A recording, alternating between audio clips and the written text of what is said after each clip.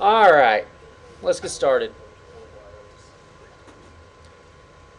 Good evening. Good evening. How are y'all? Good. All six of you. Third of the class is here. Guess everyone else got scared of the weather. Which weather? Scared? That's got cancer. I mean like that. I am? Well, I guess I'm not going to do what I was going to do then. I was gonna say pretty awesome. Last time Yeah, this happened. I remember being Do it?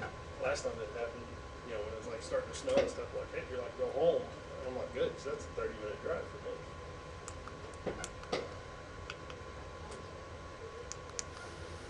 All right. We're going to talk a little bit about standards.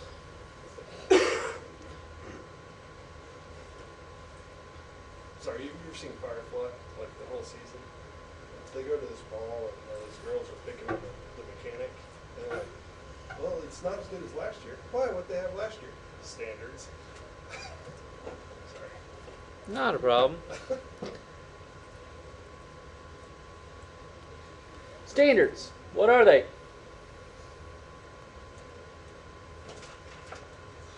Sorry, I haven't read the chapter yet. I've been working on a huge assignment. It's due Saturday. This one. It's due tonight now. Oh, no. 5 minutes ago. You're late. Understanding standards. It's amazing, Ashley, how 24 hours can make a difference in a professor, isn't it? I know, you're so nice. I was yesterday. A model that is used for comparison. It's okay, I still like Oh, thank you. So does my son. All right, the need for standards. It's basically a guideline. Says, here's what we're going to do, here's how you're going to do it, so that everyone does it the same way. With the exception of my interim semester students who didn't do everything I told them to do the way I told them to do it. That's okay. It gets better. What are the advantages of standards? You have a regulatory requirement to meet a certain criteria, protection mechanisms.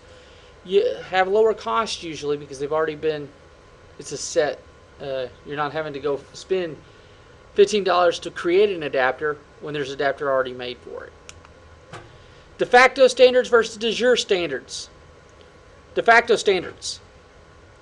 Those are standards that are common in industry practices. And just, y'all have heard the term de facto standard, right? Y'all know what it means? Like a window, de facto standard in a house is 54 inches high unless it's a big pane window and it's 72 inches high. Okay, that's de facto standard. De jure standards, those are law standards. Those are your official standards, what you have to do. Consortia created, those are your industry specific or industry sponsored that want to create a specified technology or promote a specified technology. So what do you think would be a de facto standard, Adam? Just name me a de facto standard. Monitor type. A monitor type, okay. VGA, RGB, Blu-ray, DV, or Blu-ray, HDMI, DVI, those are de facto standards. You sure they're not consortia? Why? Because nobody really come together and sponsor the goal because, the type of monitor types that you attach to a computer, it's just based on what kind of computer. There's no actual rules to it. They just put it together, whereas unless you got into what's another one? The newest one that's like the same quality as HDMI but doesn't have the audio that goes with it. That'd be more like consortia because it's specific to computers. Mm-hmm. Whereas it wouldn't have anything to do with I mean, you wouldn't want a TV that didn't have audio with it. I guess that goes more along the lines of computer, Right. which would be more of a consortium standard. Well, there are several different types of wireless LAN standards. LANs came out in 97, 98, 99 timeframe with the 802.11 standard. And it's funny that you have the B before you had the A, right? Remember last week we were talking about the working group versus the SG versus the in the way it goes through standards making, right? Then you have G's. Now we're in the N's and the Z or AZs. Why do we have a year after them? Tells me- Dallas. Why is there a year after it? They implemented the year after it if there was an amendment to that standard at that year. Just so there's less confusion. So what you really have is the 802.11-2007 series. That's the standard. Now they have the alphabet extensions depending on the speeds. Well, 802.11, you can do it via light, infrared, emitter, or detectors. Well, emitter, detector. The difference between an emitter and detector, one emits it, one detects it, right? Pretty simple. A light can use any version of the UV ray system, and infrared can use anything but invisible light. Or, I mean, it's invisible, but it's in the infrared range. Now, infrared, you have directed and diffused. Directed means I'm making a direct point. Diffused means it's fractal. It bounces off of different light sources. All right? Like they'd be pointing at the ceiling, it would come down to the floor, shoot back up to the ceiling. It's not a direct line of sight. Diffused transmission gives you greater coverage, but with greater loss of signal versus a direct. Okay? How many of you remember on your laptops you probably have an infrared radar, right? Or infrared reader? You have to have a direct line of sight for that to work, because that is a direct infrared transmission. It's compared to diffused, where I can hit the ceiling and it reflects to everything in the room. Kind of like on a remote control. Exactly. Because it hits the ceiling and bounces out to everything. Now there's some, as they get older and the battery's dying, you have to go more of a direct. Sometimes I think, never mind. About to get myself in trouble. Infrared, you don't have greater distances that it can travel. It's very limited in range. It's for your smaller, it's about the size of your personal area network. It would be a good range for it. 50 meters, basically you go from here to the door. It's about what you would, or 50 feet, 15 meters. That's about all you're going to get. Radio waves. Now, where did that come into play? It first came into play with cellular networks. And then you had your radio transmissions, obviously, over radio frequencies. But to be able to use and send through those signals, they were able to start penetrating through walls and getting into greater scopes of areas. That's why they went to the 802.11b. Now, since we've added the 5.5 and the 11 megabits, but at the very beginning, you only get 5 megabits per second. Now you can get 54 megabits per second. A 10 times increase, right? It can go up to 107 meters, roughly 350 feet. So I could probably go from here over into the science building next door and get what I need to, right? Probably not because of the firewalls around here, but line of sight, I should be able to go 350 feet with it. Station, or STA devices, or stationary input devices that will determine the speed of transaction between the two sources. It'll also find if there's any obstructions, and it can change. For example, this wall right here next to Rick, that wall right there, the one that would be blocking anyone that was in this chair in front of Ashley. STA or stations would realize that that was there. Now it would go around it, but going through this wall right here is going to have some degradation of signal, right? The 802.11a new standard can get you up to 54 megabits, but also supports a lot of other transmission channels, right? The further you go out, the less signal you're going to get. So, when we created the 802.11g, we decided, let's do A and B together. Why? Because if we put A and B together, we're going to get the best of both worlds, right? We can increase the likelihood that you're going to get it. We can operate at faster speeds. And also, if you're closer, you're going to get stronger signal as well, right? That's why you have the BG routers. And I'm not referring to the artist, the BGs. Okay, a few of you understood what I meant. You could set your routers to, or your WAPs to BG only, B only, or mixed mode. Why would you want to do mixed mode? Reason being is, if they only had a B device and you did G only, they are not going to be able to connect. And vice versa. So you do in mixed mode, now you have two channels that you're sending information out that people can receive on. But it functions as one. In 2009, 802.11n was formed, and you can go up to 600 megabits per second. You can now go up to 700 feet in wireless with an N. It was able to put in the WPA2 with AES and TKIP. Provided a little bit more stringent application of security models. Okay? The good thing about N, you can also pull B's and G's. Now, what do we have to have in order to be in a WAN environment? You're going to have your NIC on your computer so you can read in the wireless signal. And then you're going to have the client utility software to take that signal and transverse it so that you can to support that particular hardware, right? With the drivers and things of that nature. You have to have those on your client.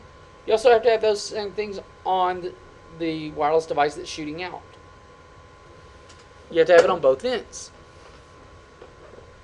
Think of it this way: if I would encrypt an email and send it to Kevin, and he doesn't have a way to unencrypt my email, what good is it? Absolutely no good at all. Wireless NICs. You remember the PCMCIA cards, right? The first form of a wireless NIC. Now they're embedded on your motherboards and your laptops and mobile devices. They had some that had RJ45 connectors on the end of them that you could plug in and have a lot of fun with. Here's just a regular network interface card. And those are your cards that you're going to have on these machines right here, except they're not really PCI cards or enhanced PCI cards. They're actually attached to your motherboard. They're embedded on your motherboard. There's another internal wireless NIC. You've probably seen those. Lynx has had that kind of antenna.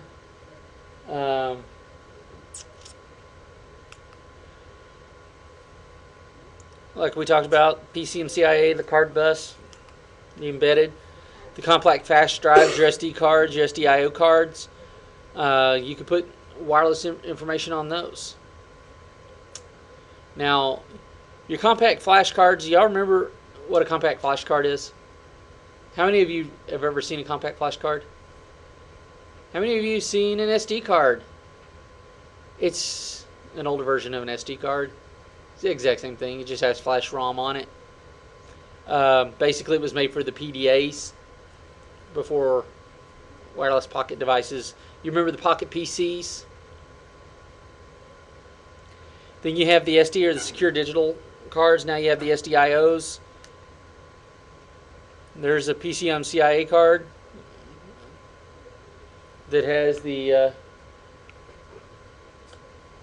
well, it's an express card, but it has it for it to where you can use it as a NIC. Internal cards, the PCIes, or the PCI cards. We just talked about that a minute ago. Wireless zero configuration. That is the service that you will have to make sure is on your system in order to gain wireless access. Did you know that? If I shut that service off, you're not going to get wireless. How many of you have ever gone through the services area and looked at what services are actually running in your system? This is going to be down at the bottom, obviously, because everything's in alphabetical order. But it is a wireless zero configuration. Basically, it was introduced back in XP as a service, and now it automatically sets it up anytime you install a wireless driver.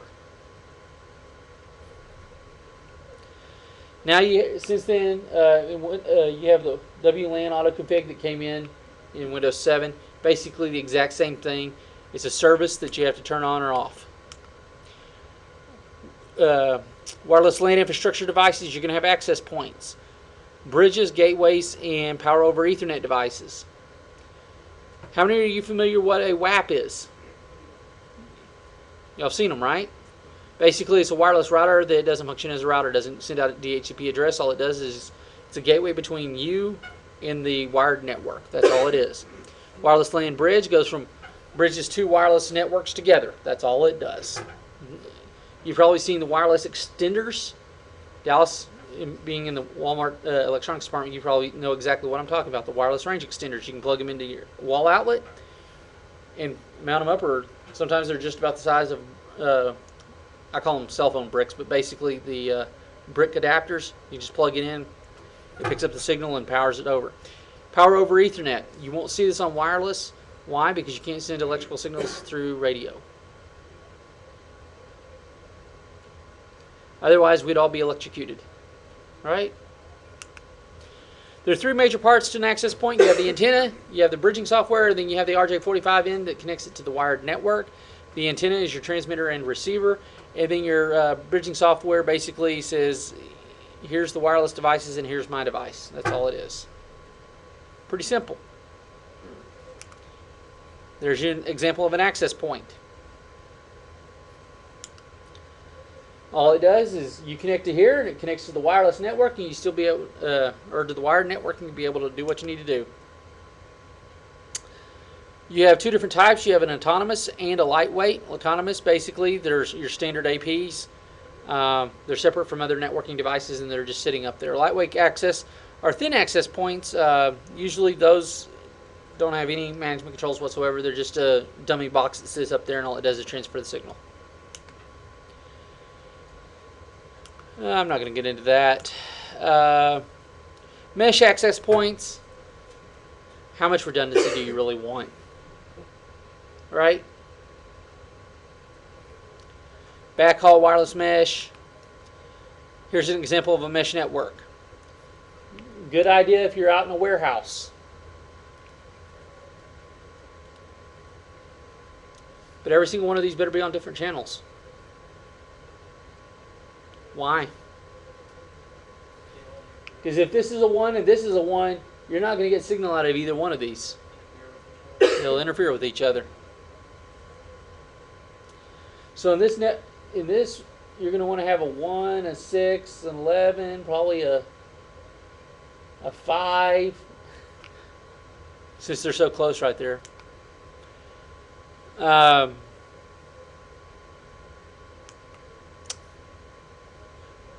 Wireless LAN bridge, basically all it is, it won't function as an access point. All it does is just increase the signal from point A to point B.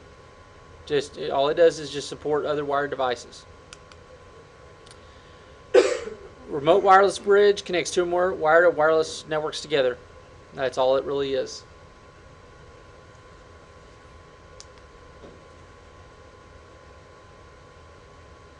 Wireless range extender. That's all it is. Point-to-point remote wireless bridge. Those babies are actually microwaves. You have the one tower in the center shooting out to all the Here's your point, and these are your multi-points. You have the root bridge, non-root, repeater, and an access point.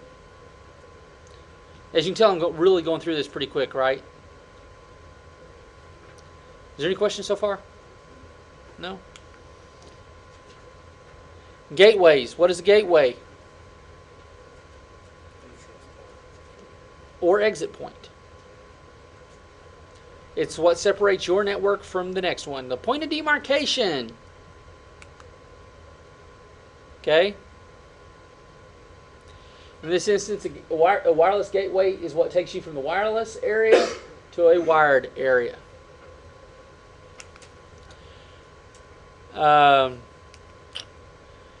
PoE, basically you're going to have those when you have straight wired networks versus wireless. I'm not going to get too much into that. We can cover that some other point. PoE is basically for VoIP systems or any type of device that needs a small electrical signal to be sent to it to sustain power. The sad part about a PoE is if you lose power in your building, guess what? You lose your phones. You got it. Any questions? No questions?